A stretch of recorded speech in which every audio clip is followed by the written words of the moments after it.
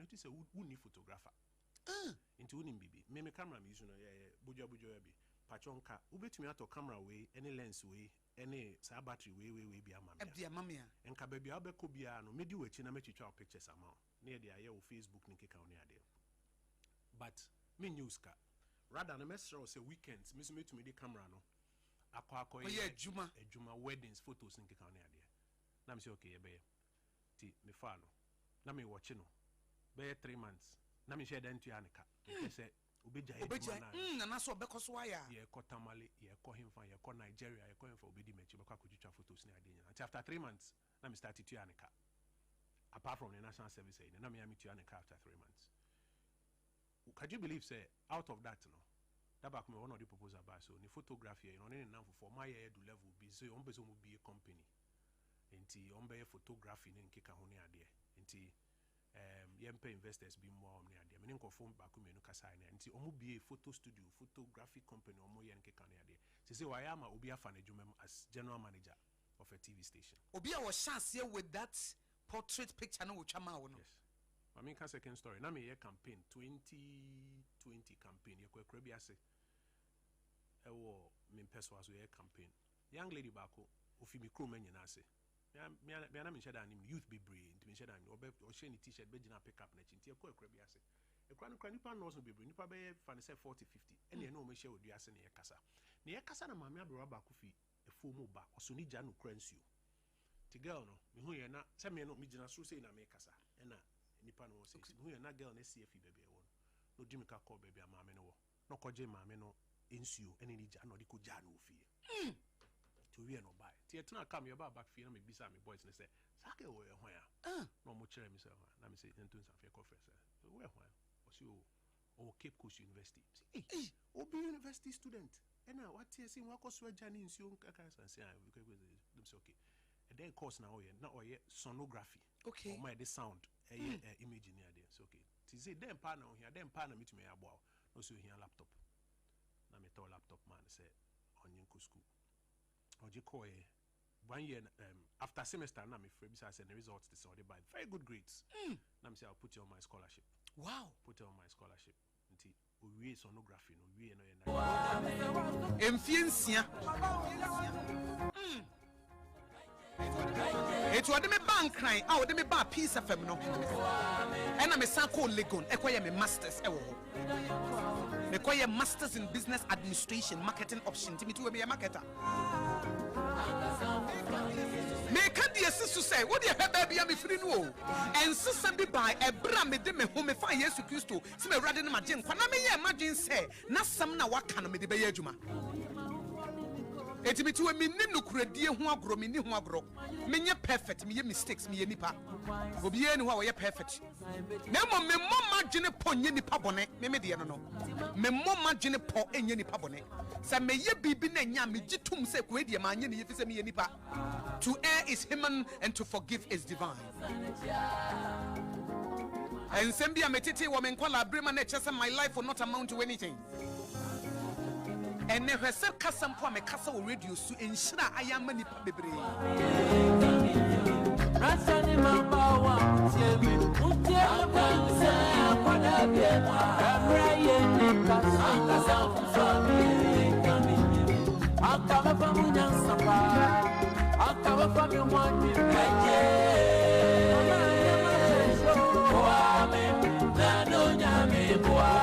Ahaya Sompa 106.5 FM Accra Ghana de Shmaima me mamunyina achi biem ebraso see de Sompa Rhapsody dwumadi no to so sene ye efi adwoada ekosi efiada no enenso yatena se aye ba besua de ede ya fa ya brabom na ye de abobra na esi ye yie ye femi de nyame ehra na Akosua go aboagye betimi afemi Akosua nhra ene yatena se de na chese Sompa Rhapsody bibi wo ho a ye de ba beboa wa brabo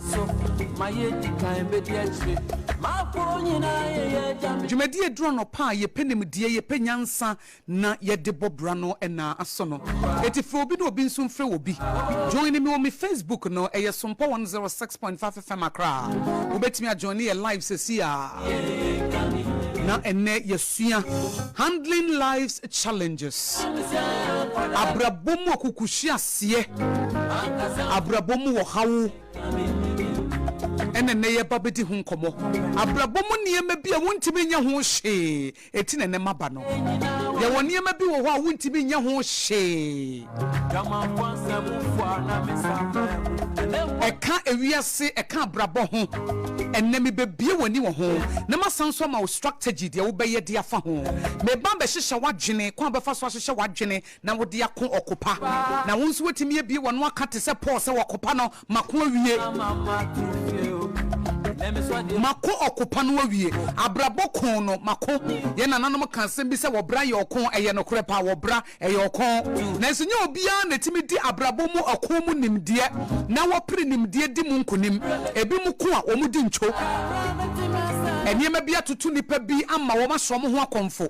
Enema bia tutu nipa bi ama wo madane nipa bonefo. Enema bia tutu nipa bi ama wo mo asai. Enema bia tutu nipa bi ama abrabo afono wo mo. Enema bia tutu nipa bi ama awrehu di afo wo mabrabo. Eno kyese abrabo mu akukuhyi ase no edi wo so. Nanso nenka obenya botre na watie mi a. Enka abrabo mu akukuhyi ase. Abrabo mu ohawo ne abenidie. Obstacles ahodo ne hindrances eba wakwan mu no. Enka ebeye the catalyst for your growth. Ebeye a benchmark for your improvement. Entieno na me ba be bie wani ewo ho. Handling life's challenges. And a Sompa Rhapsody wuni Akosua go Aboagye akosi nhira de nyame ehira na matena se. Your radio counselor have taken my seat. Amidinim de ebrewo. Obraya oko entiasa se wo ye wuredi se wo beko. Se wo tie mi ahya nso obra eye oko ye wuredi se wo beko.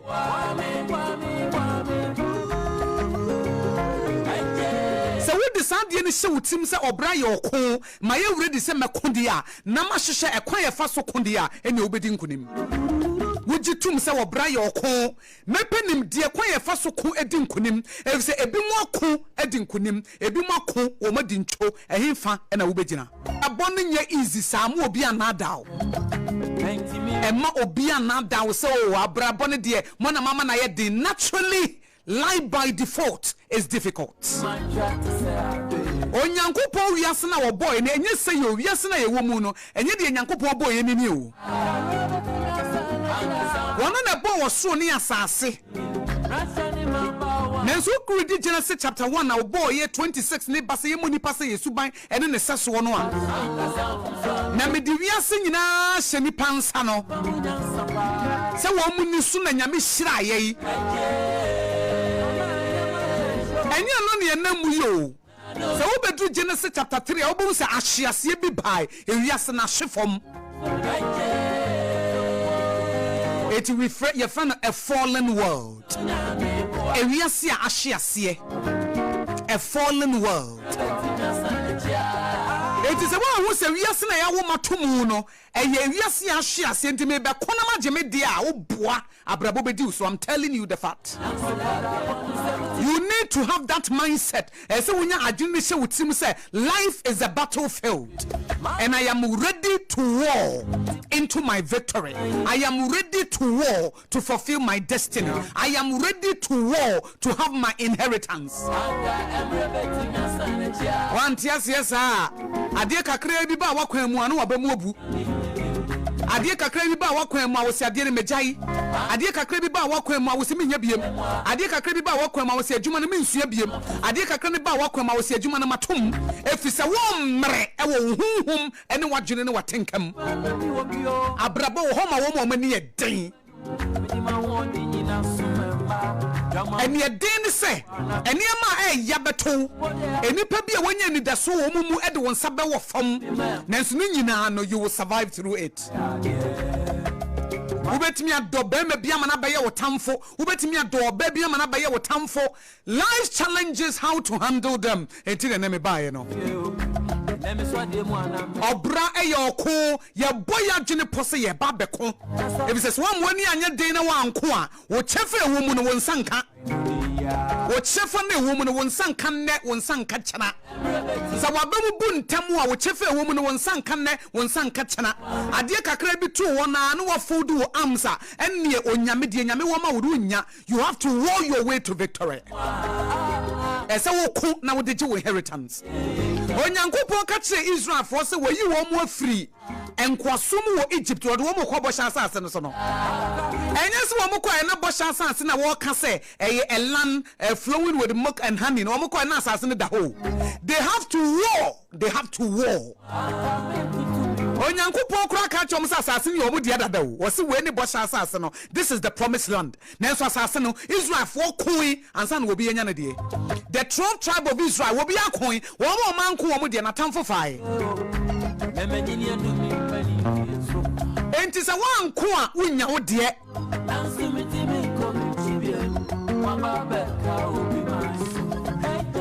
Enti don't get it twisted. Don't get it twisted. E ma ne nya wo se wo nya me de boshe bia to tri so nti wo ha na boshe no abada bi ese se wo ko ansa na wo nya wo de.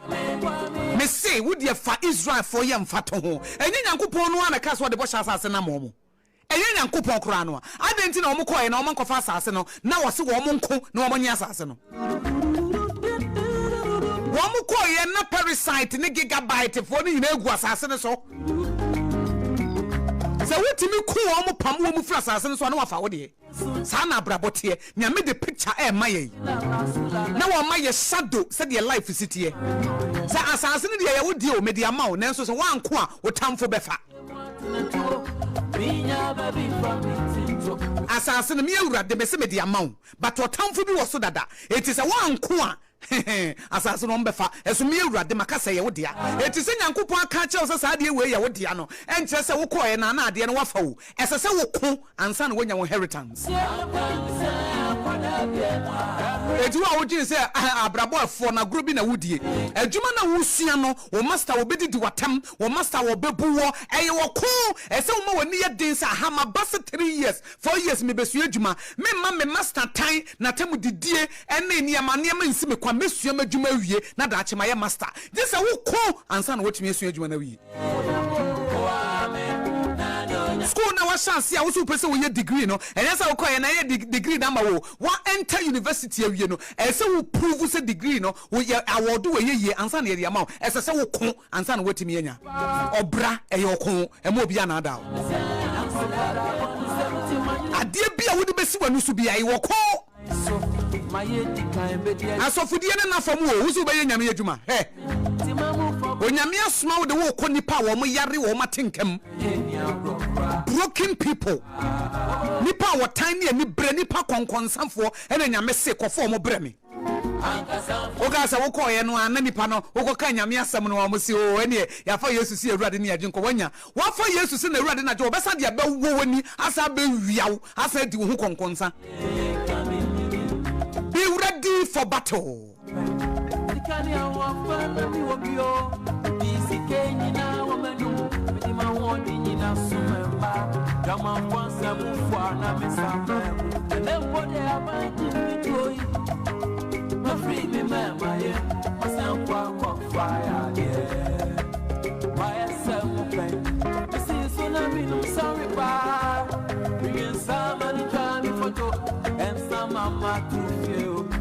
Let me swat them one and myself. I want to be hoping as often as I was someone. I meant to say, Diana.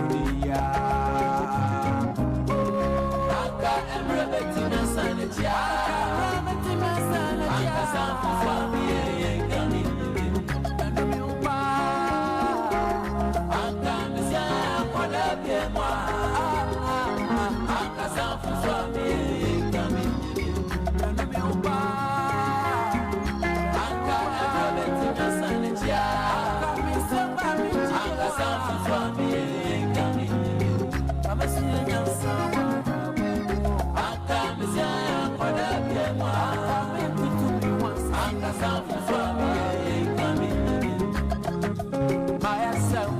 Eti ene message amede bre wo no You wore your way to victory.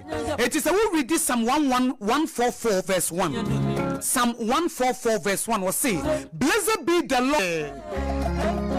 Blessed be the Lord my rock. Psalm 144 verse 1. Yana di china to swama me. Psalm 144 verse 1. NKJV was say, Blessed be the Lord my rock, who trains my hands for war and my fingers for battle.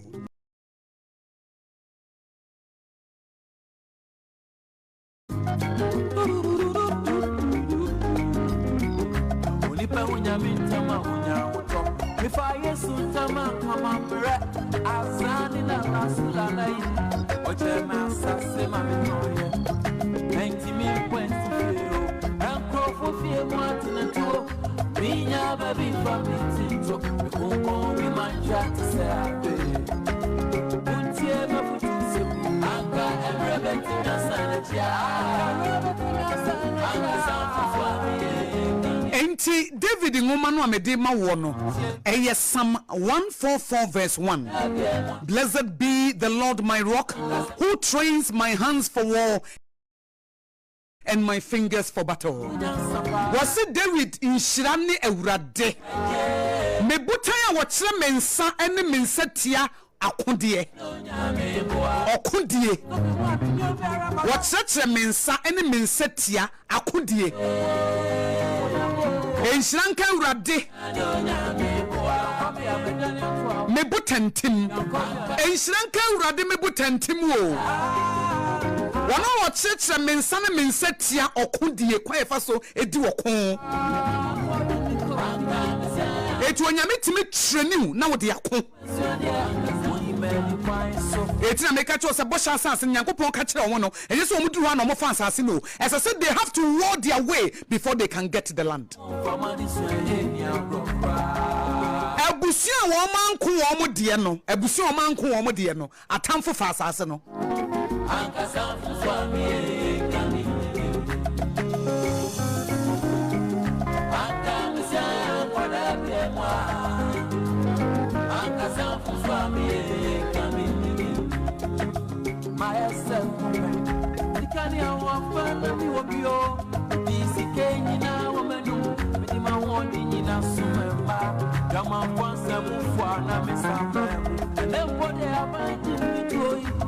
and sasini bebre kaya omantimi anko anye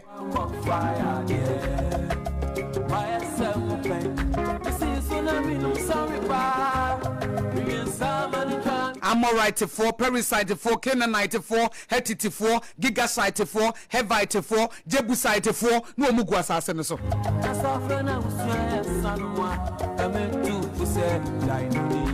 Onyame de asase na mo nenso na wokon ewum. Eti mamimi woni kakra. Ade edi kan me pese wo tie ase ne se. Ewiase na yawo watomu no se wo pew, wo mpew. We live in a fallen world. Ewiasia enya wonko na wo ha ahonhum atwa ye ho ahia. Ahonhum no so ye wotamfo a wonfa wani enhu wo mo. Nanso wo mo fa nipa mu na ye adwuma. Ye wo ahonhum ene wo mo wasase so the fallen angels no wo mo gu ha.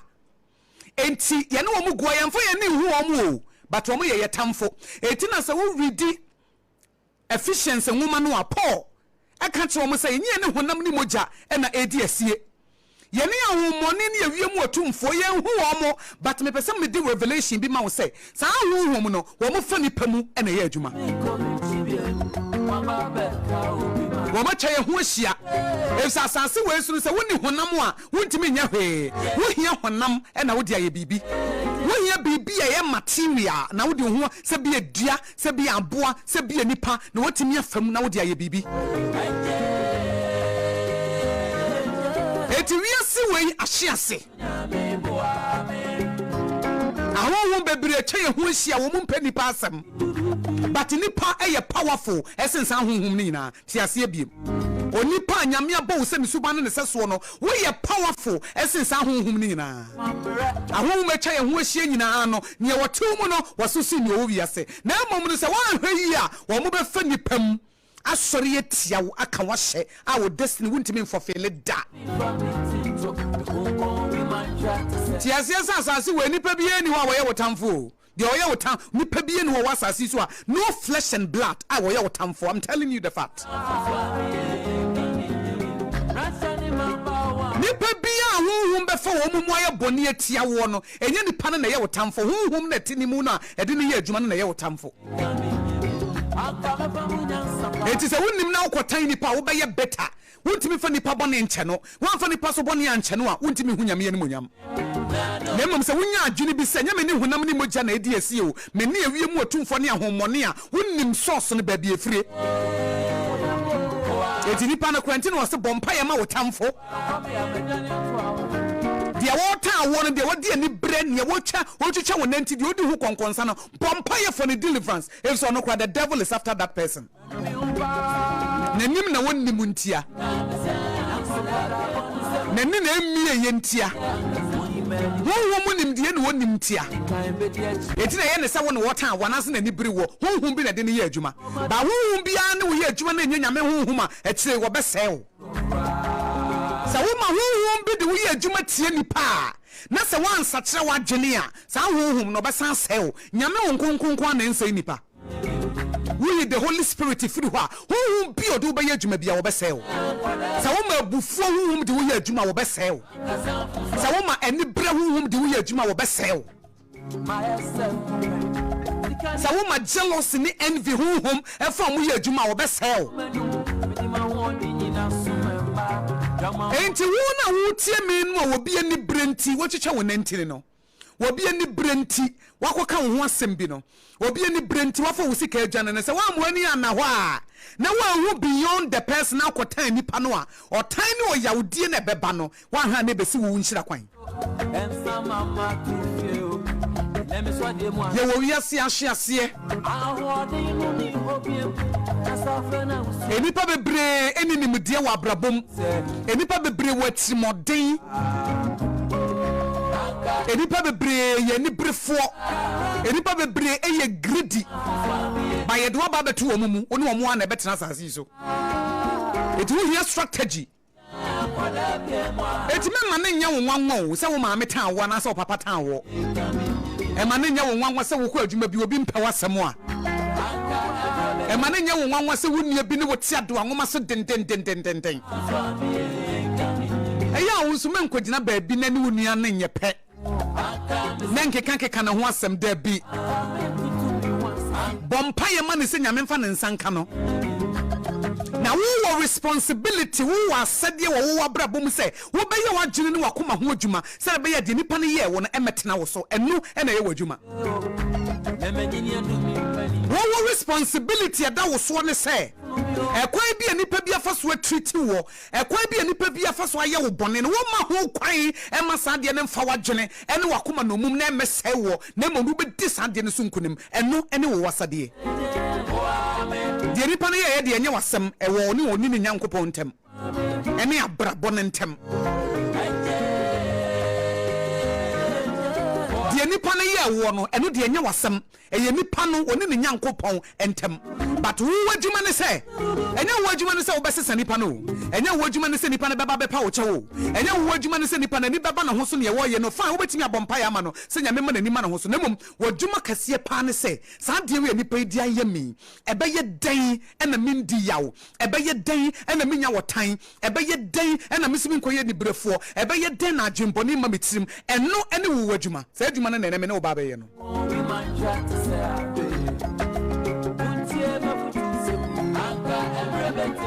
wajuma wajuma ne sa wo maami odidi watam wo maami a wan hyewo wo papa a wan hyewo wo sister panyini a wo fa wo kunu wo wajuma ne se wo ma ho kwan ma ne esisi ye no emetena wo so ema wo meyi obi a wo di yawo wo be obi adwumboni aba wotim aba be se wo no enu na ye wo wajuma de nipa ne ye de enye wajuma minim sa asema me kan ye den I enemy person who adwuma focus on you. Nipa na kwa kika ho asema okan wie. Wakodi hu konkonsa wakan wie. Ba wan hwe ya san konkonsa no ba bia nyame de wotena se ya adwuma no wo be firi ho. Wo adwuma ne se konkonsa ne nyina echi ba bia nyame de wasi no wo betena ho akopem se adwuma no wo de ahye wonsa no wo be wie. Eno ne wo adwuma. But to be a near free adwuma ne so na ye hwe nipa no obeye ye bone no ye hwe ni mu se bibi bone beto no ye hwe ni mu se nkasa se kra be pai na afa no ye hwe se ye beti bad news there be you are on the wrong path brakwem wadwuma no ye wo wo beba wadwene ene wakoma ho ban. It was a guard your heart with all diligence because out of it flows the issues of life. And now wadwuma na me de bre why ampa ekwan e be ma ne fa so gya won na e ya pa ekon ba ne fa so gya won na e ya pa e ya papa wan kasa wo ba ene wo kunu ada e ya pa diesie no wo wasedi e wo mu no e ya wagene ne wakoma na wo bebo ho ban na saa de ni mbonguram na emese wo no eno ni wo wadwuma wo eno ni wadwuma me no mi ye adwuma ye ba be ye na no pe ye no ampa wo yira kwa kofu achi ampa wo kuna kwa kofu achi wadwuma ne se emma wo metan no na wo wehye se nipa ne bewuo eno ye wo wadwuma emre bi mete story bi a papa bi a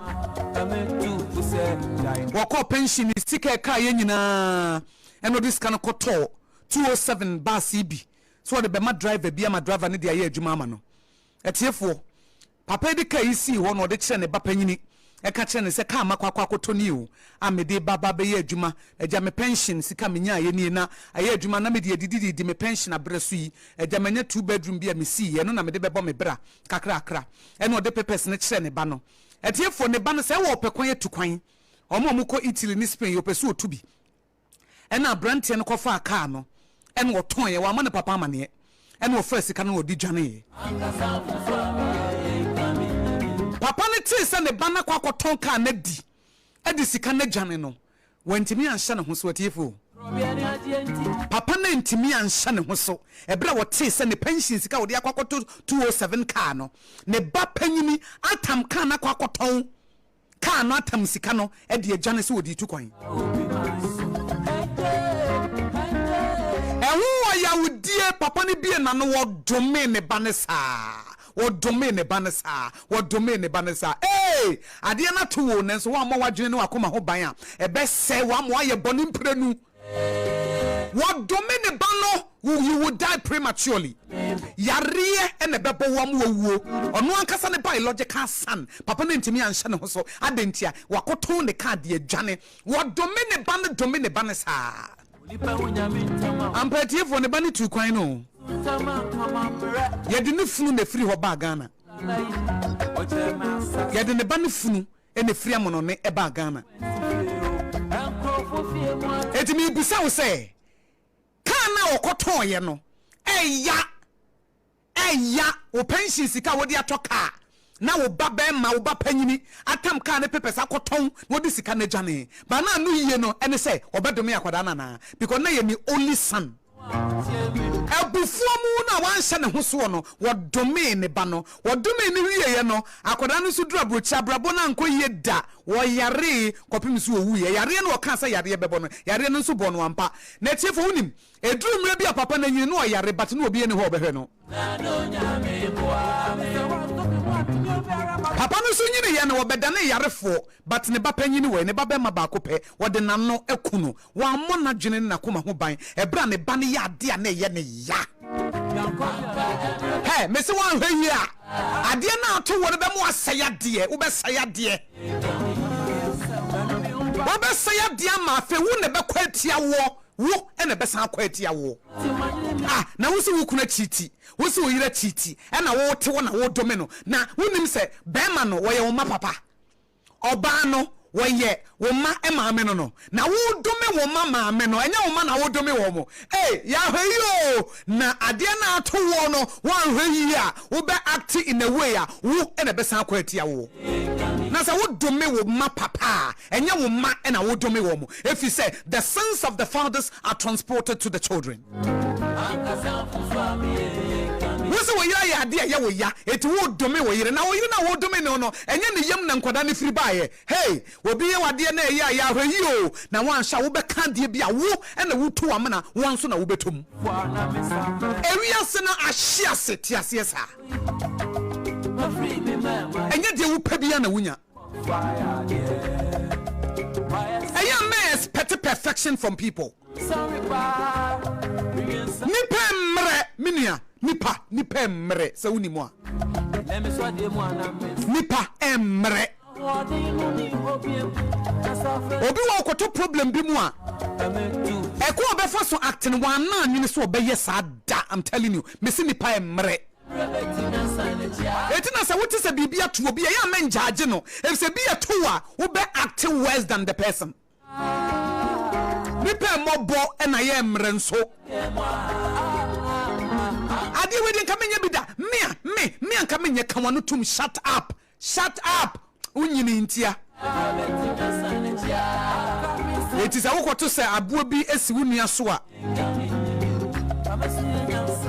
kase free yeso men kase free ne so ena wokoto se eja ato obi abodwise mu a fansuo ne fa wo abodwise ne di kan hyem enya afa na obegina ho abegyaage nipa no na die na sofia yi die na lady yi na wo kasa he bibi beto bibi beto a wan hye kwa befa so aye wo ho no wan na anwene hu se entimi metimi aye sei nipa ye mre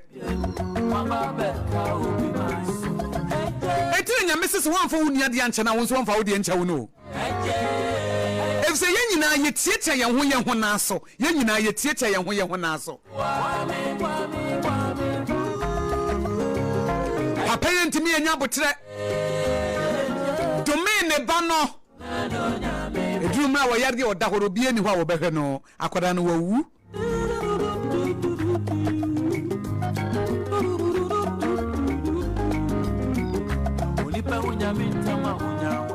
and Sompa Rhapsody mabaoba.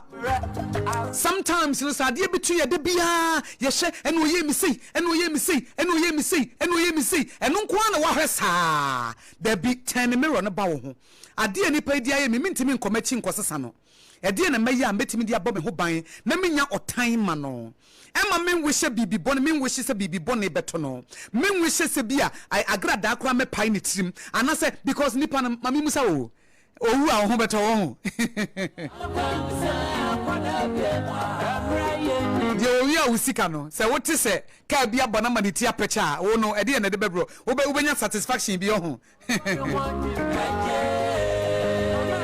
satisfaction be na de bebro wo satisfaction be na de bebro na se de wo ye no na nya me atua ne ka wo shut up na wo nya me tua wo kan ka wote wo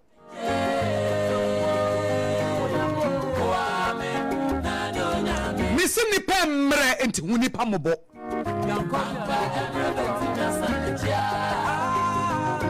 recently me hu video bi papa panyini bi akwakofa ade na mrantie bi bono dia papa ne ye ne nye dia meka che ne se obi afumu a obi fumu a yenso ya mfumu mprenu eno na me pa kire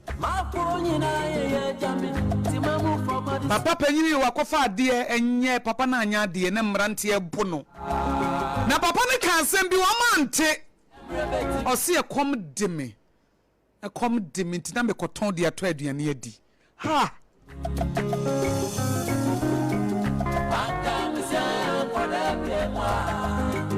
boni e wona katua wo ho boni e wona katua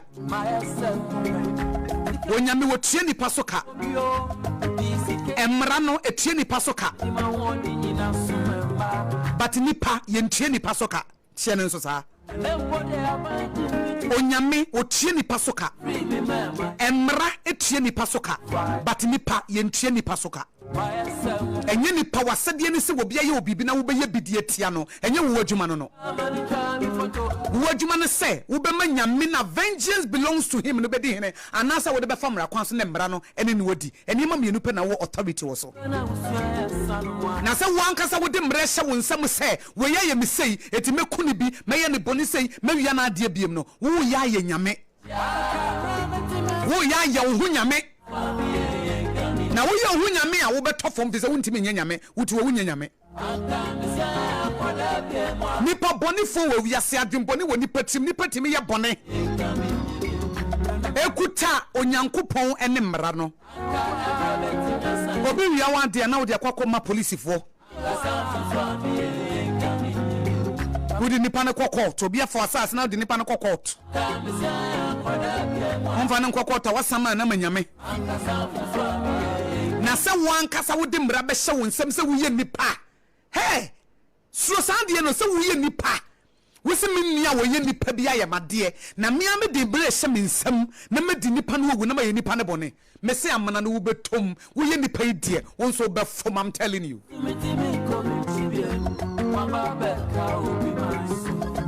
Evisa boni fefri na wunia no hia no da che wonso be hia sa boni fefri ni bi boni fefri na wunia no hia ne ne no da che wonso be hia sa boni fefri ni bi otom etu se Yesu Kristo ma parable bi se wo wura bi ne wodeka ena ne master hu no na ne master ne de che no wono ne koe ne wo bi a wode ne kakura ye ketewa bi no ne wakwakọ bona che na tum master na wode ne kakese no e de ya che no ena ne ne bi ode ne kaketewa bi wakwọ bona che na tum master ne tie no say hey we a wicked man we a wicked woman monko chene mreme nipa bia ni wa wo the right to say we be take vengeance enya wo dia awreto enya wo dia awreto kuta urade ene embra na nyame dia maye no wo wasedi ekuta woni se wo bebo wakoma ho ban na sade na to wo no emese wo bebo wadwene ho ban enu ni wadwuma eti ene muma yenye yadwene ne yakoma no ho adwuma ebi se wo ye nipa ya wote asase isu de wonnia bi ebetia wo na so ebetimi aye wo maame ebetimi aye wo papa ebetimi aye wo kunu ebetimi aye wo yere ebetimi aye wo ba ebetimi aye wadamfo pa ebetimi aye obi a woni ne adwuma ebetimi aye wo teachani ebetimi aye obi a woni ne wo school me se wo ye nipa wo asase isu de nipa bi ebeye wade a wo mpe eti bo wadwene ne wakoma ho ban se de beya eba wo betimi agina na sande no emese wo na wotimi gina enkudibdie eda wanim eti number 1 ya tia sese wo wiase ahwease ye woni pabonifo bebre wo wiase ye woni pa wo mo mre ahonhum bebrefo mo mu eye niema di tie nipa ya santia sese nipa bie ni ho wo ye wotamfo eya huhu mo fa nipa mu ye adwuma no wo mo na ye wotamfo eti so bi ade ma wo ni hu tumi se wo de awreto ebekuta wo ankasa awreto no ekuta nyankopon vengeance belongs to God and mra na wo de ama ye se o my Ghana ye wo law no na wo de aye adwuma wutimi di nipa no ko police station wutimi di nipa no so ko court yankasa me ko bosom so akwa kokuno yankasa me ko tu na duro no mekuno yankasa ga ne mejanti me ko sue acid e de agunu so yankasa boy ne mejanti me domino eno enye wadwuma wadwuma ne se obebo wadwene ne wakoma ho ban yate ase saa enye wo wadwuma ne se wo keka nipa no ho asam kire nkrofo enye wo wadwuma ne se wo de ba social media ba betra ma obi ahunu bie eno nya wadwuma ye wadwene ne wakoma no a wo de besisi yie na sande ne emedi wadwene mu dem eno ne wadwuma enye wadwuma ne se wo nante magu ani masea ma obi ate de wo de ayemi magu ani masea ma obi ate eno enye wadwuma enye wadwuma ne se nipa na sewo nti so afa atwon ho se ene me so mesewo adwuma mekoko ka che adwuma wura am ye di wodi enye wadwuma no vengeance is mine says the Lord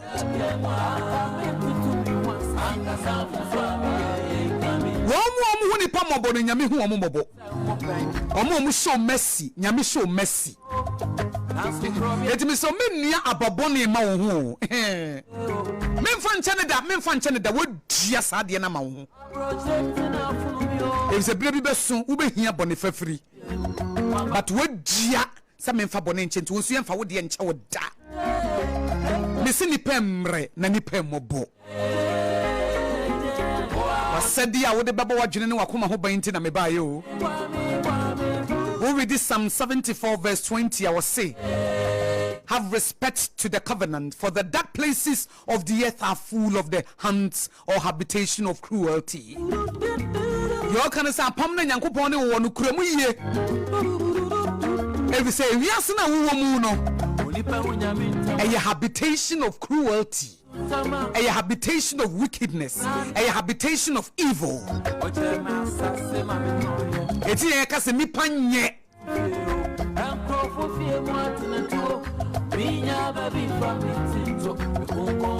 Eti eti asie saa.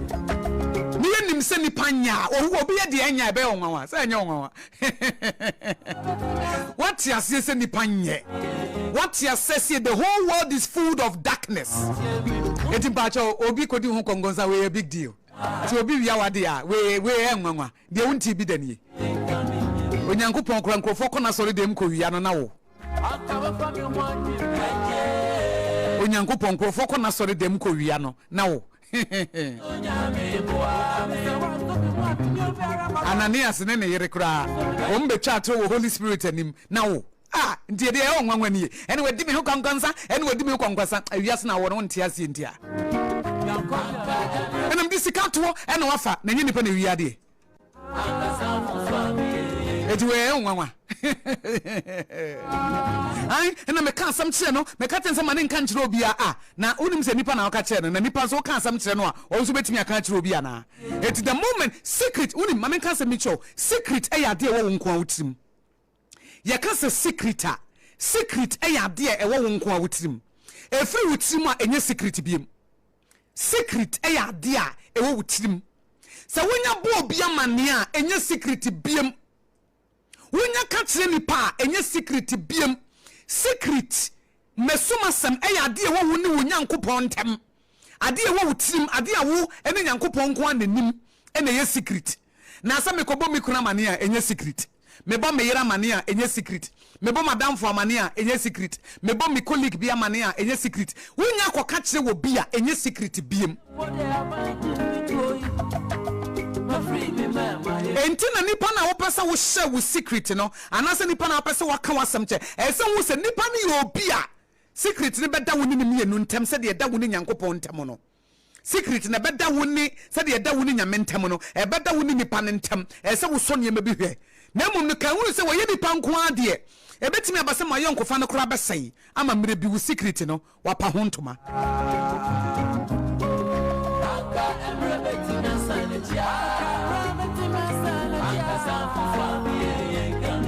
wonti abrabo ase enti ne niam bi mo woni subiri wo no wo niam bia wonti abrabo ase eti de Sompa Rhapsody abro no wate abrabo ase no wate ase eniam bi nya wonwanwa biem wo se nyankopon bibi anya no nwanwa enya wonwanwa se nyame bibi anya no nwanwa wona bo ni wiase odi nipa hu nipa ko ka se nyame wo wi wo hu ni nyina but enya no nwanwa because onim ni nyina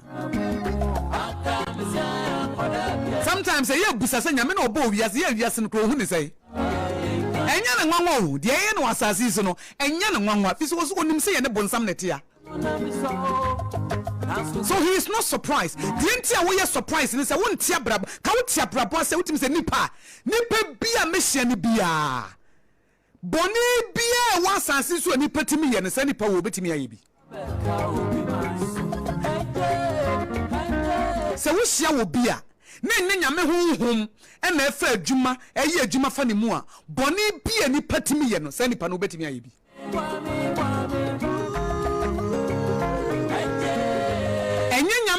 na kasa kire no enye nyame honhom na de ne ye adwuma mese na honhom foforo bi jealousy envy anger pettiness ye fa ne say oni self control oni ahohyeso bibie ni wa nipa ya wontimi nya bi wuti we ase nipa ye bibie enya nwanwa etimi mi share obi me di kan scale you won me di kan scan no spiritually amsa beze be hwa honhom ye adwuma fa wo mu menye hu jealousy na magade me ne wonya aka mempamo ba me guard me hu envy a me set boundaries me hu se wo abufu a me set boundary ba me nto wonchene because wo mo se wo abufu tantan bi nanso bibi wo ho a me bibi wo mu a me pe megye no na wo abufu no ma guard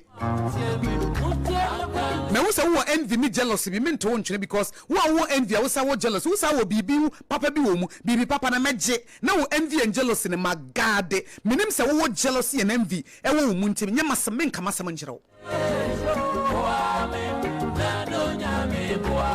ti ewiase no ase wuti wiase ase a wodi asomdue betena sase so wate die nti a wani nyi ne se wo ye too naive and too myopic wuti mi tamatade na ade akohye nipa no wobra nipa no improve nkyerɛ wo se wo ye nipa papa hey woman bia me hyen wo ye nipa o ede na hu ye guy bia me hyen no wodo mi o hwe fried rice no tobre woni ntia on sere papa now fried rice no busa the meaning behind the fried rice and I would say what test anopa na no lady be can story be me interesting pa was so ko share guy bo sente ko sia me se guy anopa bia obefrem busa me se de me hu sitie me wa adwuma ma wadidi me hu an say delivery guy ejina ho che say this guy showed me love and I'm say sa de na wo ye no na we interpreting is a love onu de na ye bait we interpreti anopa bia phone calls no any area lunch no any enumre bia wo baba beda sweet message na wo send ma wo no we interpreti ni say love but onu ne de ni timu no na ye bait ye trap wase wo ka tene so wo messa no wo kwa no de ne picture abone ho what in the picture abo was wow you took this picture from my Instagram page was yes I feel the gay yan na ne kura wo call boy na kwasa na ne picture e bon chese picture ne bo ho no etiefo wan na ne kura wo wu kura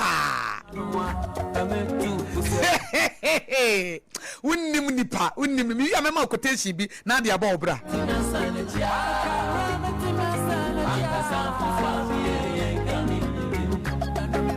akwano wo ye playboy wonnim de be ma oba nane wonnim ene wo abotre nso pa wo abotre on rasho especially man who say we a difficult woman so oba we de unya ne easy no wo beto ne bo ase pa but ne botaye ba ko pese wo de wati ko be ka form ene wan wo hwehwe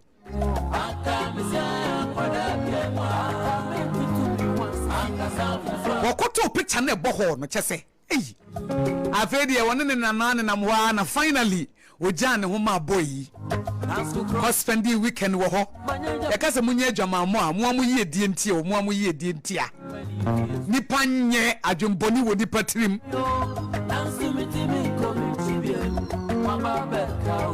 afedi e onya de opewie ya ni chance wa be 1 month afedi ofre na onya no kuno onu ankasa forso ye ekọ no hokosra no si wo frɛ na wonya no wo mfa wo kwa no oba foforo picture ebo ho eye game what the picture na dada no afege yi na ewuyi ma me akoma te and I'm saying Jesus came to heal the broken hearted Fabra adwuma we Yesu betimi aye Yesu na adwuma no wo siam nam say Yesu na adwuma no he came to heal the broken hearted so akoma abubuo a broken and a contrite heart the Lord will not despise ye bubumu ya namodi aba Yesu be hye shama wo be hye shama Maminka Yesu azimbi ne fa ba obra wate. Waka wa John chapter 2 verse 24 to 25. John chapter 2 verse 24 to 20 because en mpese bibie wani. If say ya na enema bia ya na ye onwango me akosi agwa Aboagye. Bibie movie me ba kokora. De ne ehunu da. Sia kai. Me na bi wose sia kai. Say say wo wie misika. Me say me nwanwa say wo. Nipa wie misika. Aponche na be wie misika le. And I don't know Sabe baba mbete se aponchi ayi ya misika de ade de be me nwanwa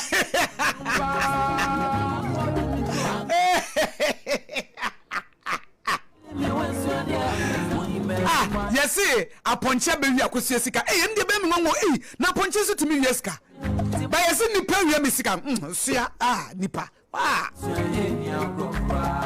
metisi esi aponche di me ho konkonse be me nwanwo na aponche so timi kasa nanka de minim ye donkey no kasa wo Bible mu no na aponche kodi me ho konkonsa ndi be ye me nwanwo etiefo be me nwanwa ba asemetisi esi asemesi ama Kofi akodi sia we news we news abrabono matiasie na me dia third heavens ukwa read John chapter 2 verse 24 to 20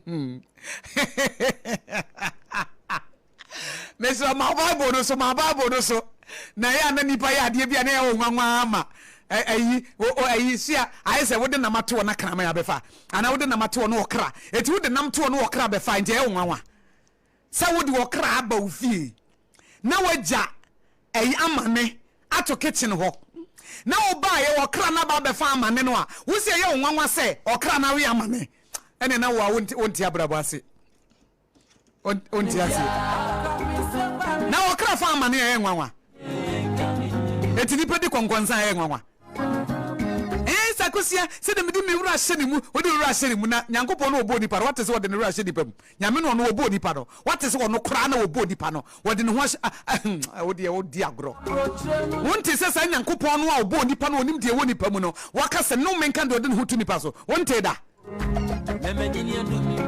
ena wode wo tiwo na me de me wura akohye ne mu John chapter 2 verse 24 to 25. But Jesus didn't trust them because he knew all about people. He knew all about people. No one needed to tell him about human nature. No one needed to tell him about human nature, for he knew what was in each person's heart. No one nim de woni pa bia komam. Wo sori a wo hwehwe de woni pa komam na wo hwe nipa dress na de ajaage no. Wo hwe nipa no kasa kakra bi na de ajaage no. Kofa o Bible no na read John chapter 2 verse 24 to 25 na ha de. Eto bia utimi hye wo bi enante Akosua ena mi kura chiti na mse na we anwanwa ena me yire chiti na mse na we anwanwa eti oye oba na zo ye bema ozo oye oba onya ponje sia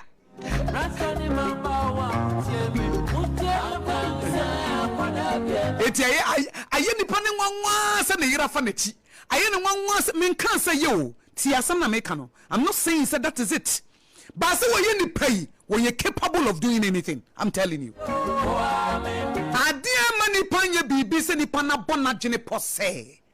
Apama mini nyame wo ene mia mintisade we menye da eno ene nipa wasinkete ba se nipa ne mo na jene se nyame ntia na me ankasa mabra bonti sade we menya bibie ne ho nipa ntimenye. Jesus knew what was in men. Human nature no, ye can human nature no e say wote ase o. Eti wonte ase enti na ne ma bi ya nwanwa no.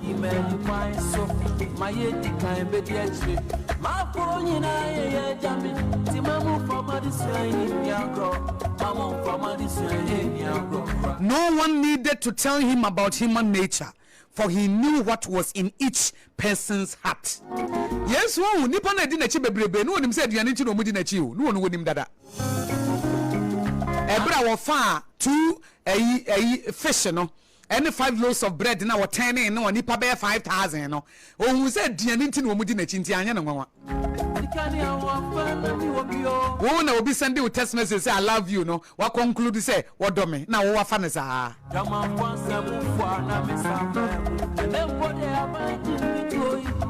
Because he knew all about people. Oh, the battery was not on here, so obedi nipa ho dance ye de akere no. Na onu ankasa nim ne ewo nipam. Verse net they say. Onu ankasa nim de ewo nipam. Onu ankasa wonim de ewo nipam. Yesu wonim de ewo nipam. Eya so hwede wo nipa mu o. Eja say wodi nisuo ne bu atan. Wodi obi ano kasa ne bu atan.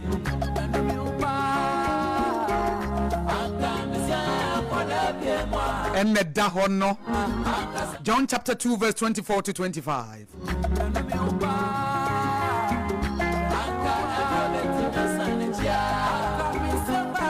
Point number 5. Don't expect you from people. Don't expect you from people. Mami shasi, ye chamami.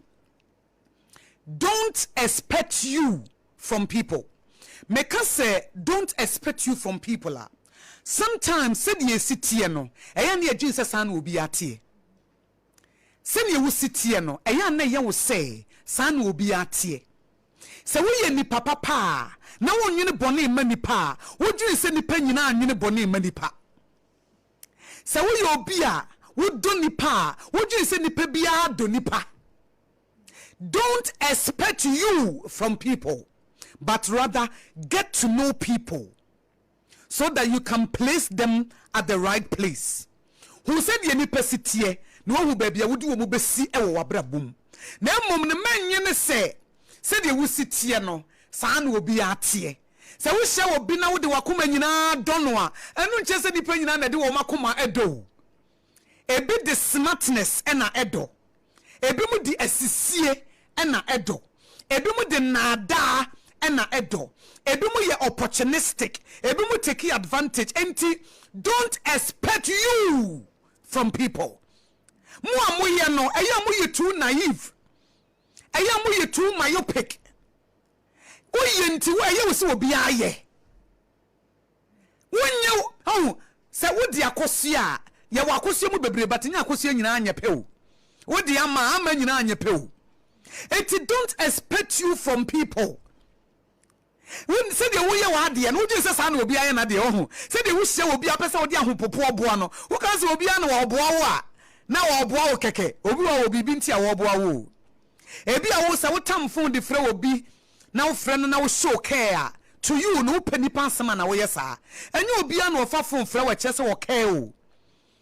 Enye obi na fafo frɛ a kyese wo care. Sometimes instead of who see you hono, so obi be yasa akire wo a eya na kire wo se eye wo se nipa na tese wo da bi wo na se wo po obi asem a wo care na wo nu aduane ma no na wo yesi adentia because wo dwene nipa no ho obi wo ha o pe bibi afiri wo ha ene wo ye de wo ye no obi wo ha wo pe wo bu a ene wo ye ne wo ye no obi wo ha wo pe wo sisi wo a ene wo ye ne wo ye no obi ade bia wo ye bia wo motivation anase motiva etechiri and don't expect you from people. Enye wo na wo ye susu dua ma abrabo wadaworoma enye wo na wo ye standard e ma abrabo enye wo na wo ye susu dua e ma abrabo.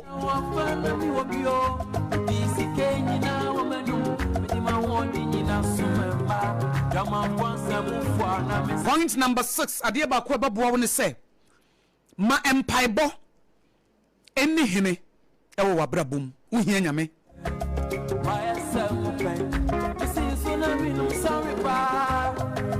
The dark places of this world are habitation of cruelty. Minia wo hia nyame o wo hia so betutu anamon wo hia so be connect with the right people wo hia so obebo ho ban wo hia so obekata wo so wo hia so obekasa akire wo wo hia so na honhom ne be direct wo wo hia so obetimi a design.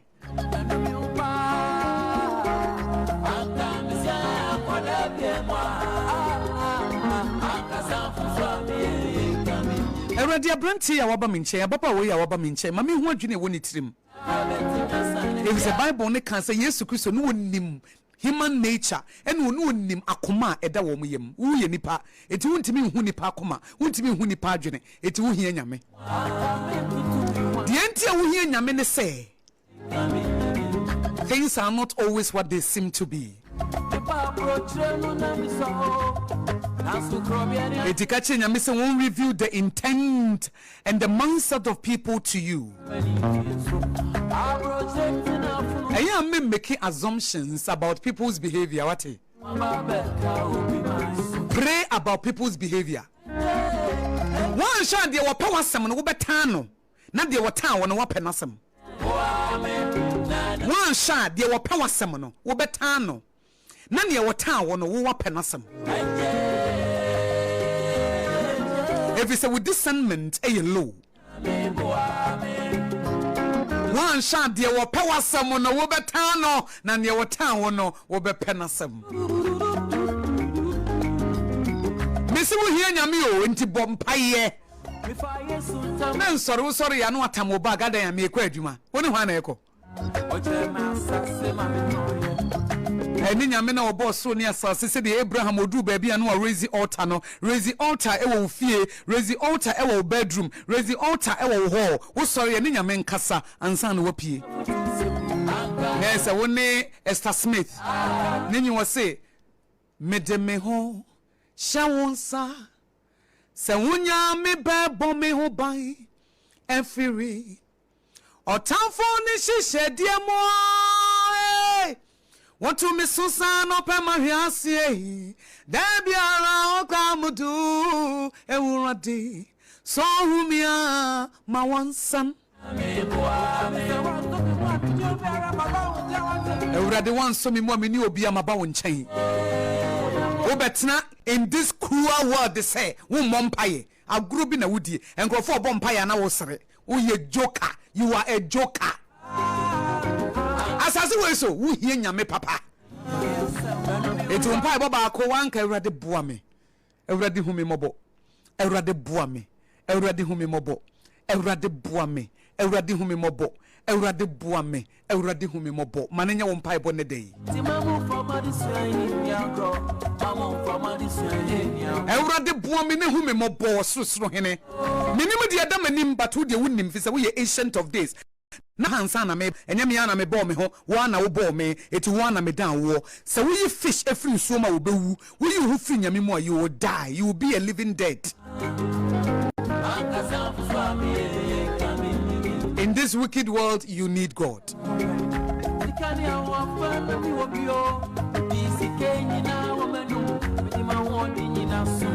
The next point in this, what bompire say, Yame wa doms who mobo, na wa no to na mo ma wo no.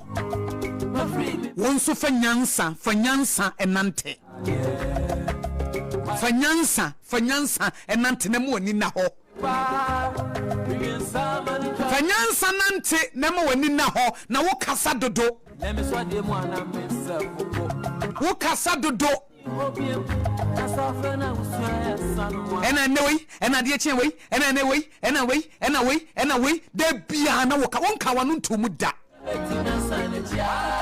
Silence is powerful.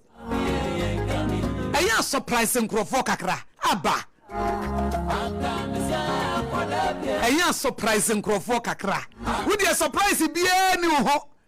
Tete surprise bia eni ho. Tese de wo ye bia obi anim. Social media fo nim, Instagram fo anim, YouTube fo nim ni nyina, Facebook fo nim ni nyina, wabusuafo, wo colleagues, wo dwumayefo, obi anim bibia. Hey! Surprise ba kokora ni ho. Na Nyankopon kora so surprise ye. Na ka se Jew for no nim so obeba ti se baby. Wanya. No omu nim so obeba ti se baby. Wodi ne ho sie wo mu ti se baby. Na ka se Nyankopon ko ntimi mesinsen wiem. Wo surprise Pharisees ni Sadducees for no. Wa ma wi so ye no wo be ye nyaatwe won anim. Enko be sinsen wiem anko be ye nyaatwe aye te se de wo mo do no no. En wo shed da fa carpenter ni so no ba wi ase. En ye wo no wo menja. Eti wo se nyame esno nyame na ne nam ho no. Nyame a wo ye carpenter. Wo shed da. Wo dey surprise bi any baby ah. Ena me be ko school, ena me kwa kwata asase o, ena me share boy bi o, ena me share girl bi o, ena me kwa ko bi adwuma o. Hey, ma surprise kakra mra na wo wi ase ahwe ase susu ton wo ho. Na wo kaza nya wo nko na wote. Enye nipa na wogina ho no nko na wote o. Wo ni mame kansam che onipa bi o wo bia, obi wo ha ahohom a etini mu no wo mobro 1000. Se wo kai bodeni ni wo kohia Yesu no a na Yesu tu ahomone no wotu ye na kohia mpreko mu no.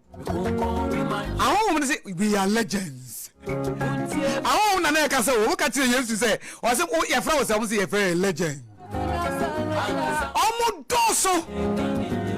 It is a one in the baby kasa nyo no kwa na ne kasa o. Hu bi e woni mu bia woni honhom ne so kasa. So our jealousy, woni jealousy spirit e kasa. Woni envy spirit e kasa. It will say echo e with the kingdom of darkness. We the only say woni nipa ne kwa na edi hu nkomo but echo e say honhom ne e connected to a source. Wo tan wo hododo. E ya ma surprise kakra mra wo ho. Ena mi be ko Dubai obi ate inse Dubai na amaso ena me hye be ma bi so be ma miska ma me dia ye adwuma won se ska na ama ma surprise kakra mfa ho kakra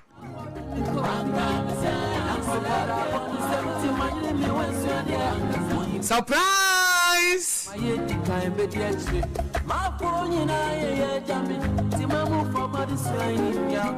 yeah, to so be a strategy with strategy back on so ubenya ne say di kan fa bone chekran san wapi abonten say urade na me koyi minim nipa bi e be hia me minim de obetia me nanso mame adomo ade nipa be ye bia metimi de ache easily mame adoma de nipa be ye bia emetena magene so na entena matenka so na entena makomem se nyame ho adom wo de be ma wo. God will make all grace abound towards you. A very beautiful strategy. Erade mi kwa mi be minim de da manim ba wo erade de wunim ebi kura mi be pie mi kunu be kan bibi anya me de me yire be kan bibi anya me de me ma me be frɛ me abeke kana adwene akere me me nua panyini be kana adwene akere me but me srɛ wo sɛ edru ho ama me nyansa me de beto na mo nyansa me de be respond in a way a ema me sabio me koye jimifo ema matamfo nyame onyame odi nyansa be ma wate so we read James chapter 1 verse 5 or say obi lack wisdom a wo musa me na me yewrade me de be ma no nyansa wo hia de abobra no srefri nyame ho so one your friend the only wise God nyansa nyina wura ene no wo se na wo de be ma wo etinya strategy forgive in advance eni maybe wa wontimi nsie ho wontimi nsie no kwa ma ne nye yeda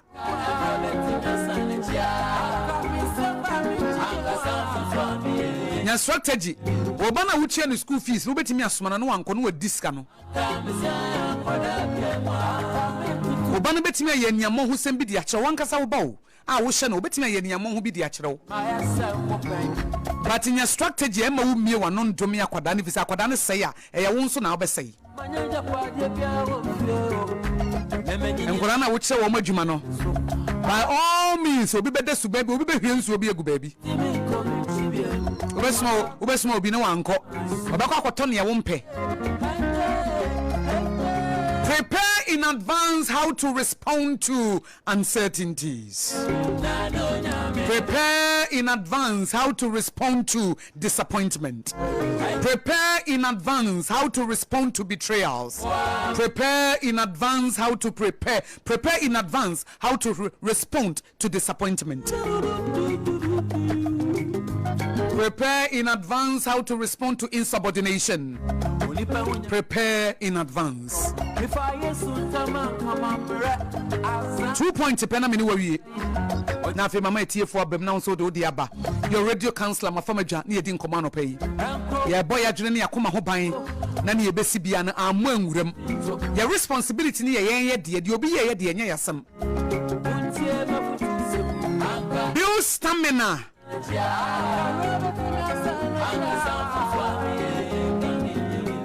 Build stamina to face the vicissitude of life. Ma wajini nyini, ma watinka nyini, na niyeme biba, wuwetimi ediso, na diya na ama mediuso. Me kwa befa so ma watinka na wajini nyini ni se, eye tiye nkrofo stories. Eye tiye nyansa. Because adie bi ebeto na to obi pen. Eti ya penimdie eye tie Sompa Rhapsody ti abrabom nyansa na de ebeto wona nyanwanwa. There is nothing new under the sun. Enti build with stamina, build your mental fortitude, build your thinker. And you met me chief house dodo. Adie ketu abi na wora ho. Adie ketu abi na wudi awora ho. What think mo ha dodo? What think I mo ha? What jini mo ha? Adie bie ni wa to wa entu obi da. Adie bie ni wa to wa ebi de kwa asosen wo de. But won tie nkrofo stories, won tie abrabo mu nimde, won tie nyansa. Enti boy ni si waja wo so benu madurawu. Wabra obi beka nche say me boy ni waja me kra fe ni menya be ma papa kra wareye. Eno kra be hye wodin. But you don't listen to stories. There be a funny videos no asre no ada. Listen to wisdom. Wisdom nuggets. See nkrofo stories, ni nkrofo fam. Everyone who says they won't from a nothing. Penimedian answer. And now a chess will build it with mental fortitude. Will build it what thinker. When in Crawford betrayers or my fem. When in disappointment and Crawford fem. When in mobile no nadamfo energy ne Akosua Jimmy Kunu. When in oh tea and Crawford stories. Enti adie ketu bi no abamuobu adie ketu bi se mekumi ho because adie na baye kakraka se ye wo se bin seed a share na David wan fa yuri ayire wo wie wan kuna nto so edie na seed a David wan fa ne ko okonfuo ne commander ne soldier wo fa ne yire wo wie ne okun na edie na ato we bin seed a I say wunti bi da. Oh, because one pair abrabomunim they won't hear stories. You don't listen. Listen. Sorry to your programs. Listen to stories. And go for TB. Niato wawariem. Wonim diato obi wawariem. Wonim di obi ne badi aye no na meka papa bi story che ono ankasa ne ba ne pensions kokotoka. Ontie. Wonam fufuo nyina ya nkwala. Wonam fufuo nya de tie mpanifo fa mpanifo mo nimde adamfo wo ye young person. Omo tse mo fa won tenase. No mo share their stories with you. Obi so share the story ye tie. Ebe build you. Eti wo na ate say osisia no akai ma me story na ye nothing. But you are not learning. Abrabo eyadisia onyame say because you have rejected knowledge I have rejected you. Wasi nimdi ame mai nti omo yira. De enti depression eku wo no eye wo san de na ato na nti obi ada e na ode we de mewu wonim de ato obi. A wotimi survival ye. Wonim obi o hye adwuma say ne sika nyina hye no san chance all over again. Won tie stories. Listen to stories, read books. Now what say yes say the eto no kura no sia e entatia bi kura. Build your mental fortitude. Build your emotions. Now what think mo hadodo. Usunsu mo ha. What think mo ha. Wanjiri mo ha. Eti de bia na bibia twa fa wo so. De bia na wora ho. Ade ketewa bi na abetia na wabamu abu. Ade ketewa bi na me nkwa adwuma biem. Ene me de me pese me wuo. Ene me de me nware biem. Ene me de me ntadamfo biem. Aba. Na nim se wadamfo boni ne wadamfo pa na adamfo boni ifiri kwa ma papa mba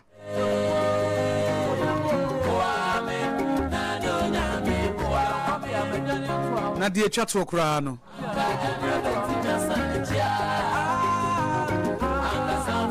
obi a waye oboni bia obi a waye ade tia obi a menhye ni mu se wo pese bibi boni to no dabi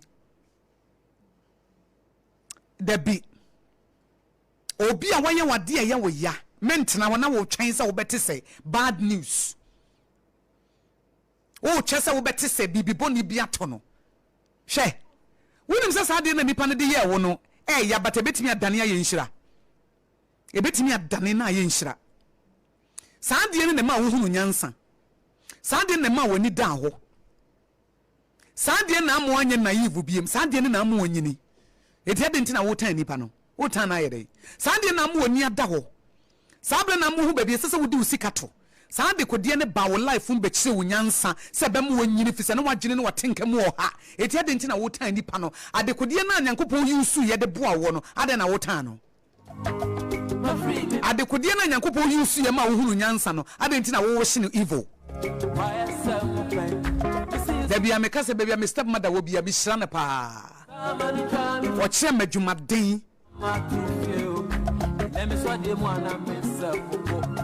ejidi enti me kwata na me ta na yede na nkanyo no anka meduru ha saade kodie no anyambe de bre wo se wo behunu abrabo mu nyansa wodi banyini no wo se wo tansa nipa no wo tan ne sade Joseph ni nuanu mo yi ni ma nye eyi mo yi ni ma betrayal no emu ena de ni be pie Egypt enye Potiphar yire atwa wo chato no so na ma ne kopie prison ni mu no ena obey prime minister na aka se yamfa na nkwa nkoto prisoner enko be beti ni dream ama dream no Pharaoh atia na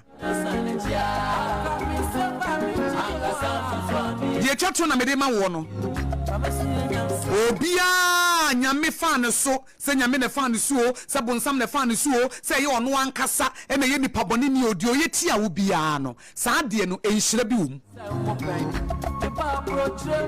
anye bia di nyansa bia brew anye bia ma wanyini first na wujini pedi dodo ene amo are very careful eti ade ntina saa de kodie na aboa wa mo wanyini no wo tan saa de no we shinipa ne well senya memmo na wonya yaresa na wonya repentance da chibi all responsibility is obeba wadwene ne wakoma ho ban if it's what the enemy meant for your evil God will work it for your good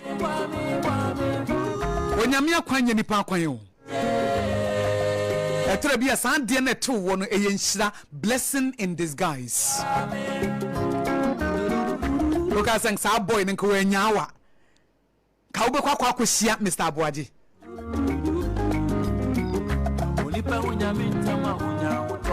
Okasa Mr. Aboagye kage na nkase wo nware na nko beba be hia akosia go Aboagye adenti na ade a nyame fa so de bia de ekwa fofora ma wo tan sa de no wonni ma brabo mu nimde ntia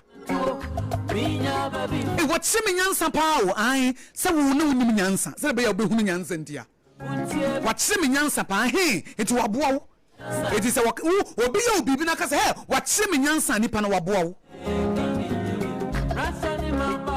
hey so what semi nyansa nipa na waboa wo hey wo mu mani ada ho waboa wo oyenhyira ma wo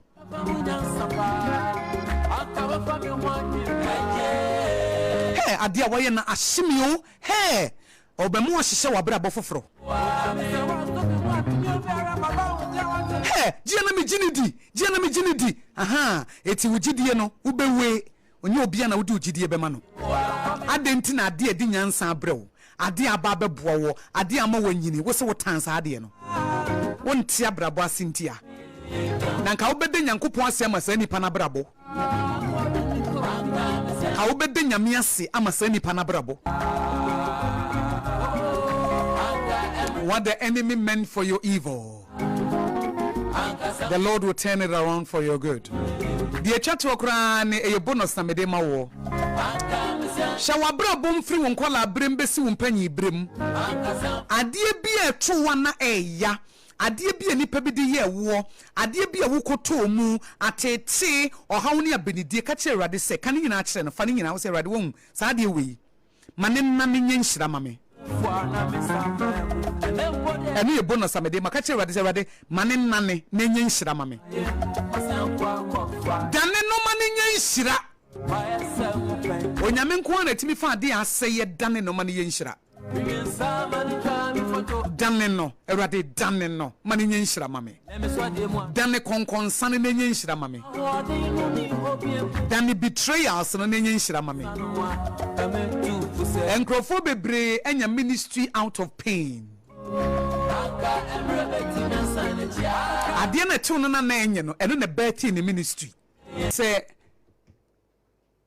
obi a wo do no wan sha wo betan obi a opewa obi a otan wo no bepenasem na obi a eni kwan se openasem no no mom na bepena se obi a otan wo no openasem na de opewasem no openasem mame mo example won sisi yesu na se wonya de a wo maame na correct wo no otenetene wo no o tufo no ono ne pewasem pa but wan sha wo mpewo maame asem ana wo mpewo papa asem enam tene a wo tene wonti ene betimi so abasa wunyini obetimi afadamfo bi ohun se wo tene ohun se wo chia anase wutu anamo bi ensem fata obo se wotu Akosua ade ya wo ye die emo enam se wo mpe correction ti no wan sha wo beta no because as the bia no wo ka no kore kire wo as the bia no wo ka but we are very defensive on ti no kore no wo ka kire wo no obo se na how eti wo se nipa no kra wo mpe na ni ma sha no on de mi hia na no wo ka we ni wo ka we but the oba no de da wo fom ye fom fair weather friends na wo kamfo na wo obodi na wo kan sem de asa de bia pesa wo ti asem de e wo wasum eti e basa wo ma pretenders e na twa wo hia eti nipa no bibi nti na wo pa free wo nti na wo kamfo wo no eti sometimes no wan hwe ya enam se wo pa asempa asem de bia ti wo wasum nti no obi a onye ma wo no be penasem because de bia pesa wo ti asem papa wo pedi wo be kamfo wo po obi wo be pampa wo nko a de o count ne kure kire wo na be boa wo no mpenasem wo nta no wotano eti ene na man basa omo ne titi omo follow into that temptation no omo adabia opese nipa kamfo kan omo seek validation from people dabia opese nipa kamfo no opese dabia nipa ka se na ho ye fewo na o ye kemo na de o chese wo mpese obi abebo ne chemso sankrofo no de opewa masempa nipa we de mi huna ne mani agye o adentia because opese wo tie asem de wo wasum na de ono no beboa wo da ache no ohun mami se de wo sika se ye de enye se do sika sachire wukuni na wo yire na wo kasa chire ne sa no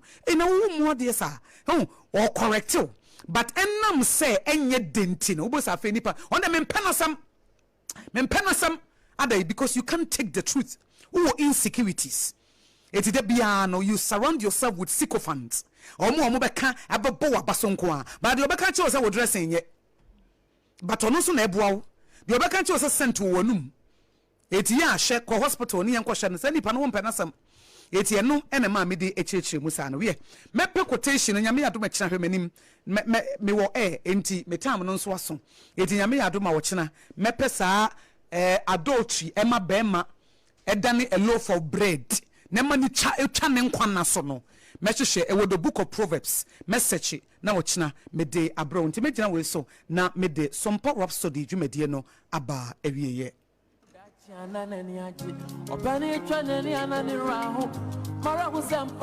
adultery ma bema tene bema oyi panu sini chane nkwana so wo fa obi yere na wanya ya wo becha wo nkwana so wabra bo besei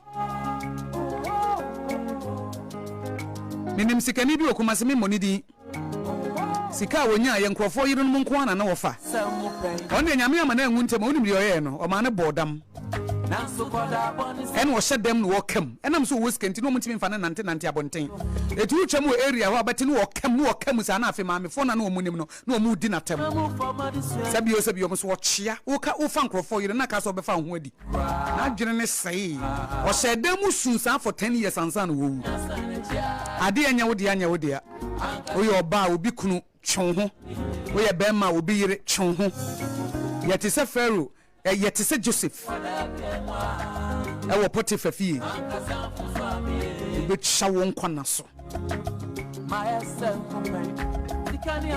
eti for hana me de Sompa Rhapsody dwumadie no esie ene me giri se wonya bibia obetimi dia ba obra eda ye Facebook page no betimi akoback no asan kwa hwe ene lessons ye de bre wo no efa obra eye okon lives challenges how betimi handle the kind of mindset you need to have ya be hye wadwene ya be hye watenka de ma wo onyame ma wo ntiase ne hunumu onyame mo na ye the doer of the word not the hearer only ezo bi wa wote asem na wote but wontimi mfa nya adwuma ya mpa ebo no say you will be the doer of the word wodi betu na mo ebebo wa brabo na wa share so e de omanfo no omanya so mfa so bi etuba ye Facebook page Sompa 106.5 FM Accra edaho ni producers ye Jeremiah Samson Betmice Jill Forson and woni Akosua go Aboagye na metina adwamu nyame ya adoma ebrepem wo kina ye besan hia o kina Bishop Morris ebetena se Dr Morris ye ba beka offense enti kwan befa so ye betimi adi ne mankrofo aye aka ye ne ye betimi adi so na kina wo beba let go and let God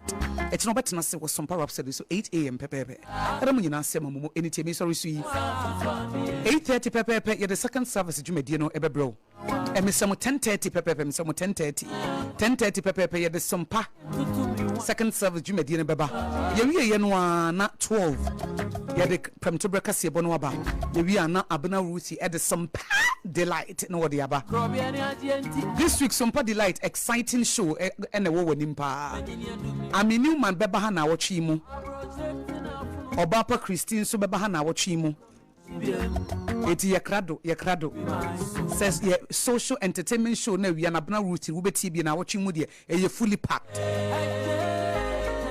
owi ana kobla abochi ɛde for God and country dwumadi no ba wi ana the hot bite at was